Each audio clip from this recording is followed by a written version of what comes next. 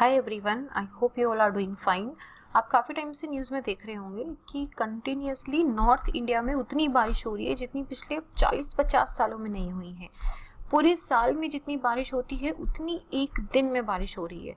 इसकी वजह से पूरे नॉर्थ इंडिया में दिल्ली, हिमाचल, उत्तराखंड, जम्मू कश्मीर, बिहार, पंजाब, हरियाणा, हर जगह आप देखोगे आपको फ्लड की न्यूज़ आ रही होगी।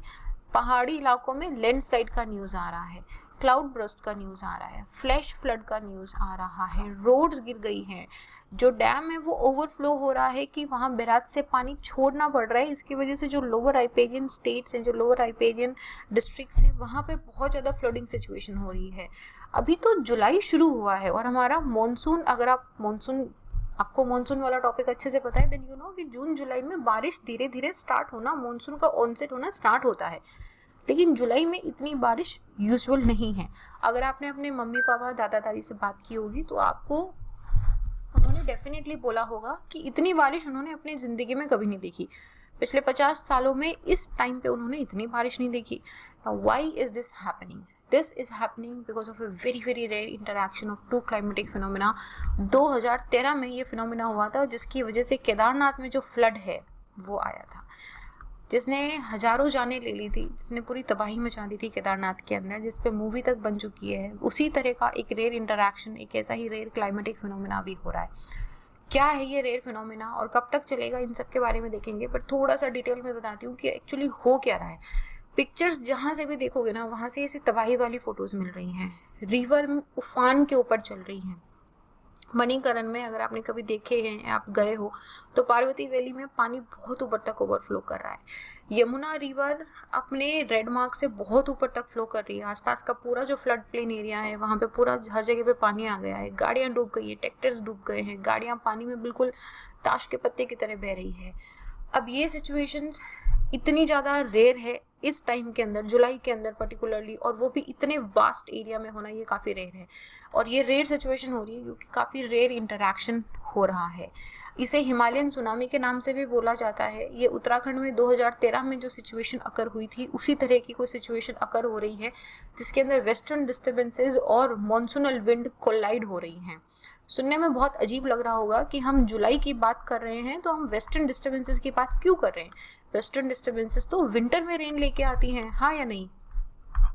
तो विंटर में बारिश लेने वाली ये हवाएं अभी तक कैसे चल रही हैं? क्योंकि अगर आपने वेस्टर्न डिस्टर्बेंसेस और मॉनसून के ऑनसेट के बारे में पढ़ा है तो ये चीज़ आपको ध्यान में आएगी कि वेस्टर्न डिस्टर्बेंसेस जो हैं ये जेट स्ट्रीम्स के थ्रू चलते हैं।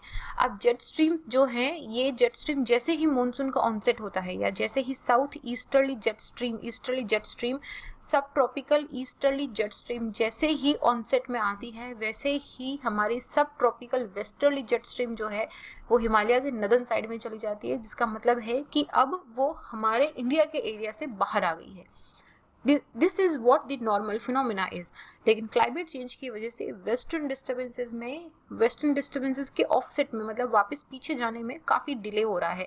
इसी डिले की वजह से वेस्टर्न डिस्टर्बेंसेस क्या हो रहा है कि मेडिटेरेनियन से मॉइस्चर लेके वो middle east, Iran, Afghanistan, Pakistan से होते हुए इंडिया में आते हैं। अब इंडिया में ये आ तो गए, लेकिन यहीं पे इसी टाइम पे हमारा मानसून का ऑनसेट हो रहा है। मानसून हमारा साउथ वेस्टर्ली मानसूनल विंड्स, ये साउथ वेस्टर्ली मानसूनल विंड, मैं आपको भी एक पिक्चर दिखाऊंगी, डायग्राम दिखाऊंगी, उससे आपको क्लियर हो जाएगा। वो इंडियन ओशन से आती हुई इंडिया के टिप से पहले ये दो पार्ट्स में डिवाइड हो जाती हैं, अरेबियन ब्रांच के अंदर और बे ऑफ बंगाल ब्रांच के अंदर। अब ये इंडिया की तरफ रन करती हैं क्योंकि इंडिया में यहाँ पंजाब हरियाणा जो सतलज फ्लड प्लेन एरिया है हमारा, यहाँ पे बहुत एक्सट्रीम लो प्रेशर के सिचुएशन कंडीशन क्रिएट होती है। इसे लो प्रेशर एरिया को फिल करने के लिए मैस्करीन हाई से ये मॉनसूनल विंड्स या फिर उस वक्त पे कही जाने वाली साउथ ईस्टर्न विंड्स इक्वेटर को क्रॉस करके साउथ वेस्टर्ली विंड्स बनती हैं और इंडिया की तरफ रश करती हैं। अब ये रश टाइम से चल रहा है, इस बार हालांकि अल नीनो चल रहा है। तो पहला जब इतनी बारिश देखी तो पहला सवाल मेरे दिमाग में भी यही आया कि यार ये तो इन्होंने बोला था अल नीनो है और इतनी तेज बारिश कैसे हो सकती है, क्यों है ये? तो ये हो इसलिए रहा है क्योंकि वेस्टर्न डिस्टर्बेंसेस अभी तक हिमालय के नदन साइड में गई नहीं है, विच मीन्स कि they are still here, and उसके साथ में मॉनसूनल विंड आ गई है, तो इन दोनों का हो रहा है कॉलिजन। अब ये दोनों के दोनों मॉइस्चर लेडन विंड्स हैं। तो आप इमेजिन कर लो कि जब दो इतनी हेवी मॉइस्चर लेडन विंड्स आपस में टकराएंगी क्लाउड फॉर्मेशन होगा और बहुत तेज बारिश होगी। और दूसरा एक रीज़न इसका ये भी है कि यहाँ पे हिमालय के माउंटेन्स हैं और ऊंचे माउंटेन्स हैं, विच मीन्स कि जब ये विंड यहाँ पे टकरा रही है तो यहाँ पे क्या हो रहा है, ओरोग्राफिक रेनफॉल भी यहाँ पे हो रहा है। ओरोग्राफिक रेनफॉल में आपको एक बार बता दूँ क्या था, if you don't recall it, जैसे ही मॉइस्चर लेडन विंड्स इस पहाड़ से टकराती है, यहाँ आगे नहीं जा पाती है, विच मीन्स ये ऊपर की तरफ उठेगी। जब ये ऊपर की तरफ उठेगी तो यहाँ पे इनका टेम्परेचर डाउन हो जाएगा। आपको पता है लैप्स रेट की वजह से डाउन हो जाएगा। जैसे ही टेम्परेचर डाउन होगा, एयर का जो ह्यूमिडिटी परसेंटेज है, रिलेटिव ह्यूमिडिटी है, वो इंक्रीज हो जाएगा। जैसे ही इंक्रीज होगा, टेम्परेचर डाउन हो चुका है, धीरे धीरे कंडेंसेशन होना स्टार्ट होगा और यहाँ पे क्लाउड फॉर्मेशन होना स्टार्ट हो जाएगा। नाउ सिंस ये मॉइस्चर इन विंड्स में बहुत ज़्यादा है, बहुत ज़्यादा विंड्स हैं, डबल विंड्स हैं, western disturbances and monsoonal winds double winds हैं, विच मीन्स कि यहाँ पे एक्सट्रीम लेवल का क्लाउड फॉर्मेशन हो रहा है and it has lots of moisture, और इसकी वजह से हो रहा है बहुत ज़्यादा रेनफॉल और इसकी वजह से हो रही है बहुत ज़्यादा तबाही। तो ये कुछ ऐसे रीजंस हैं। ये बड़ा रेयर फिनोमिना है। हालांकि ये बोला जा रहा है कि ये वेदर फिनोमेना इतना अनकॉमन भी नहीं है, लेकिन जब भी ये होगा तब एक्सट्रीम वेदर सिचुएशंस होंगे, एक्सट्रीम स्पेशली जो पर्टिकुलरली हमारे हिली स्टेट्स हैं वहाँ पे। अब आप थोड़ा सा उत्तराखंड फ्लड को याद करो, बहुत तबाही लेके आया था। मतलब अभी तक उसकी बात करी जाती है, अभी तक ये रीज़न ढूंढने की वजह, अभी तक ये रीज़न ढूंढा जा रहा है कि इस तरह की तबाही क्यों हुई थी। तो एक इसका जो इल्ज़ाम है वो ग्लेशियर लेक पे दिया जाता था कि जो ग्लेशियर लेक, जो नेचुरल डैम बना हुआ था जिसमें ग्लेशियर का पानी पिघल पिघल के इकट्ठा होता था, वो टूट गया था और ये ग्लेशियर लेक का पूरा पानी जो है वो केदारनाथ के रास्ते से होता हुआ फ्लैश फ्लड लेके आया था। ये बात सही है, कुछ हद तक ये बात सही है, लेकिन ये इमीडिएट कॉज है इसका, ये इसका पूरा रीज़न नहीं है। पूरा रीज़न इसका काफ़ी डीपर है और इसमें से एक जो इसका वेरिएबल था, एक जो इसका कंट्रीब्यूटर था, वो ये था कि उस वक्त पे बहुत ज़्यादा रिकॉर्ड तोड़ के बारिश हुई थी उस वक्त पे।